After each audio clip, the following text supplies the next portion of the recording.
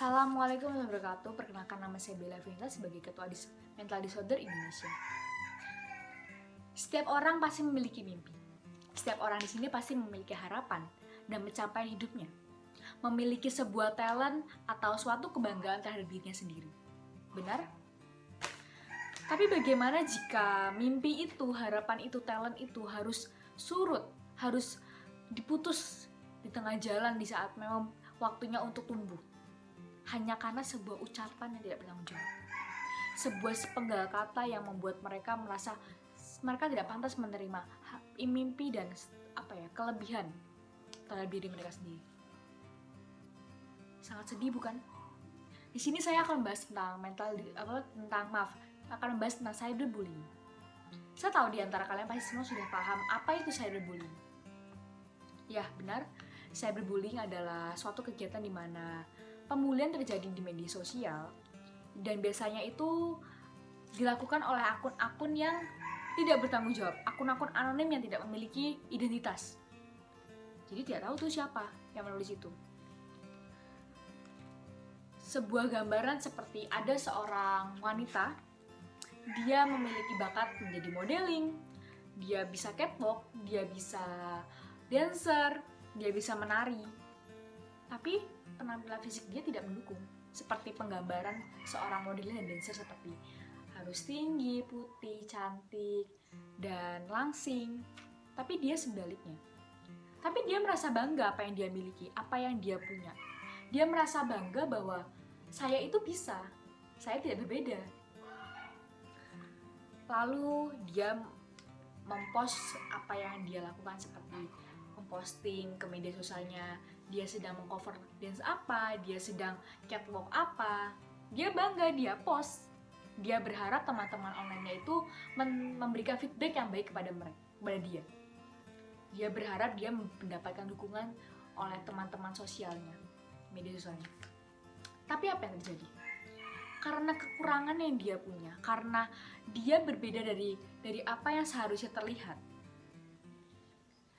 teman-teman media sosialnya langsung membuat komen-komen atau akun-akun anonim yang tidak ingin dilihat siapa identitasnya melakukan sebuah cacian yang tidak pantas, seperti masa penari gemuk, masa modeling gak cantik, masa gak langsing, masa modeling tidak tinggi. Bayangkan, orang yang sedang memiliki mimpi, sedang semangat-semangatnya untuk berkarya, mendapat sebuah cacian seperti itu. Mungkin bagi kalian yang mempunyai mental yang sangat baja itu kata-kata yang ya sudahlah, tidak saya pikirkan. Tapi bagaimana jika yang menerima itu adalah orang yang memiliki insan yang sangat rapuh? Apa mereka akan berjuang? Apa mereka akan bodoh amat dengan kata-kata itu?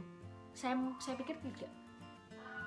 Yang dia lakukan pasti dia akan putus asa, tidak percaya diri lagi, tidak memiliki harapan akan apa yang dia impikan. Karena dia berpikir, oh iya benar juga ya, saya gemuk, saya tidak langsing, tidak tinggi. Mana bisa saya akan jadi seperti ini? Saya hanya akan membuang-buang waktu. Bayangkan, kata-kata itu sangat menusuk. Kata-kata itu akan terbawa oleh dia setiap malamnya dia ingin tidur, dengan bangun-bangun dia tidak mempunyai harapan dan mimpi lagi. Dan kasus-kasus ini tuh sangat banyak yang berdampak pada mental diri mereka. Tidak sedikit loh orang yang mendapatkan efek dari cyberbullying ini mengalami dampak seperti depresi, stres, dan tidak percaya diri lagi. Bahkan mereka menutup diri mereka dari sosial. Bayangkan, hanya dengan kata-kata seperti itu kalian bisa merusak mental seseorang, merusak semangat seseorang. Lalu siapa yang akan bertanggung jawab? Akun-akun anonim itu? Jawabannya tidak. Dan yang menanggung itu adalah si korban. Dia berjuang untuk hidupnya, berjuang dengan sisa kepercayaan yang mereka punya. Dia berjuang bahwa mereka tuh bisa. Tapi dengan setiap apapun yang mereka hadapi, mereka menghadapi kata-kata yang sebegitu keji. Saya yakin kepercayaan diri mereka akan menyusut, akan terkikis selama-kelamaan. Namun berbeda kisah dengan orang yang mempunyai diri yang kuat, mempunyai suatu mental yang baja, mereka akan bodo amat, akan menganggap semua cacian itu seperti semangat atau seperti tantangan. Makin mereka dicaci, makin mereka membuktikan bahwa saya itu bisa. Berbeda seperti itu. Tapi dan dengan cacian itu mereka akan membuktikan bahwa tidak ada yang bisa mengalami segala mimpinya mereka. Mimpi mereka adalah mimpi mereka sendiri, tidak milik orang lain. Mereka yang menentukan apa itu masa depannya. Itu yang akan terjadi pada orang yang memiliki mental baja, mental yang dia tahu dia akan menjadi apa. Jadi sedikit yang orang-orang korban cyberbullying ini memilih untuk mengakhiri diri mereka. Kalian paham kan mengakhiri diri itu sebagai apa? Mengakhiri dia melakukan bunuh diri atau percobaan bunuh diri karena mereka sudah tidak tahu harus menghadapi lingkungan sosial itu seperti apa.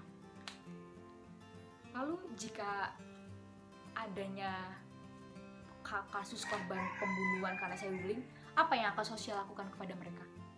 Hanya komen di sosial media mereka dengan bilang, ya ampun kasihan, ya ampun gini nih gara-gara bla bla bla bla. Sudah telat, terlambat. Tidak akan membuat mereka itu kembali bangun lagi dari kuburnya. Lalu, mengapa orang-orang itu sangat suka berada di balik akun palsu mereka?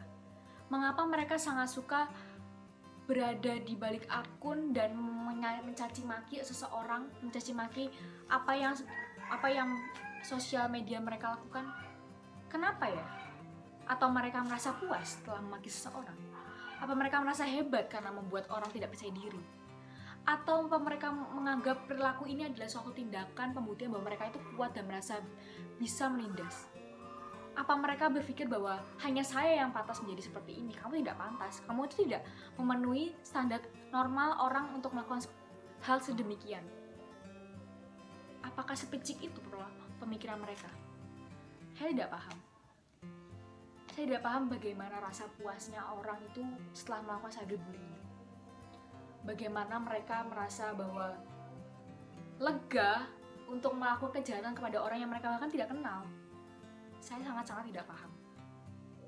Perlakuan ini, apakah cyberbullying ini tidak memiliki sanksi? Tentu saja pun. Mereka akan melakukan sanksi yaitu pasal UU ITE, dan mungkin paling cepat dia para pelaku ini mungkin akan paling cepat itu 12 sampai 15 bulan penjara. Sangat sedikit mungkin kalian pikir ya, apaan cuman segitu saja? Saya tidak paham. Untuk kalian semua di sini yang merasa bahwa kalian pernah mengalami hal seperti ini, entah itu di cyberbullying atau emang di real life, saya ingin kalian mengeluarkan kertas, ya, keluarkan kertas kalian. Lalu kalian tulis satu kata atau satu kalimat yang membuat kalian merasa apa yang orang katakan pada kalian, dan itu membuat kalian mengubur mimpi kalian. Sudah? Lalu kalian remas kata-kata itu, kertas itu kalian remas, lalu kalian injak atau kalian lempar. Setelah itu, saya ingin kalian berbicara atau mengatakan, omonganmu bukan menghalang untuk mimpiku. Ayo, saya ingin kalian melakukan ini. Remas kertas itu, buang atau injak, lalu kalian teriak, omonganmu bukan menghalang untuk mimpi-mimpiku. Nah, setelah melakukan ini, saya ingin untuk kalian melakukan ataupun mengingat kata-kata itu, untuk mengingat kalimat itu, bahwa tidak ada satupun orang yang bisa untuk menghalangi mimpi kalian.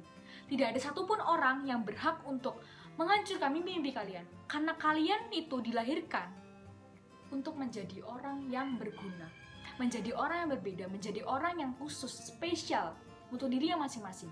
Tuhan menciptakan kita untuk menjadi orang yang spesial, memang untuk kalian itu berbeda dari orang-orang lain. Dan kalian harus menerima itu. Dan kalian harus bangga dengan apa yang kalian punya. Jangan sampai satu kata atau satu kalimat ucapan orang untuk memaki kalian membuat mimpi-mimpi kalian hancur, membuat mimpi-mimpi kalian tidak berarti lagi, membuat hidup kalian tidak bermakna. Dan kalian hanya akan meratapi kata-kata itu, kalian akan meratapi bahwa ya sudah, hidup kalian selesai. Saya tidak ingin. Setelah sampai dari acara ini, saya ingin kalian selalu mengingat kata-kata, omonganmu bukanlah penghalang untuk mimpi-mimpiku.